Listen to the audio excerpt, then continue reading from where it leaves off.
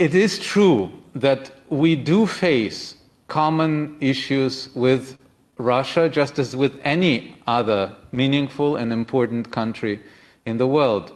You can address the climate issues, you can address the, geostrategical issues, etc., etc. How would you, before, and of course we're talking not about 5 years, 10 years now, how would you advise us in dealing with those issues where you need contact and support? Where Europe still has to deal with Russia.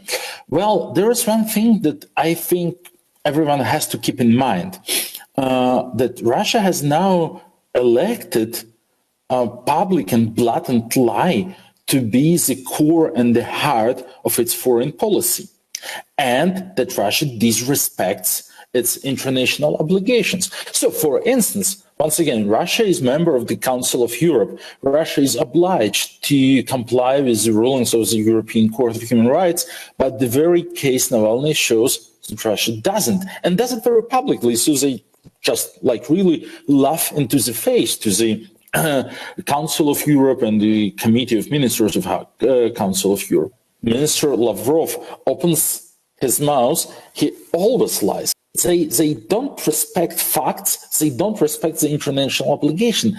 Doesn't it make quite challenging the fact of international cooperation on other issues? So if there are treaties on human rights and then Russia doesn't respect its own signature in these treaties, and then you make a treaty on climate change, how and why should you expect that Russia would respect its signature and its obligations for the climate change? Why will it not be the same? So if they lie about forensic information, or if they lie about medical information about the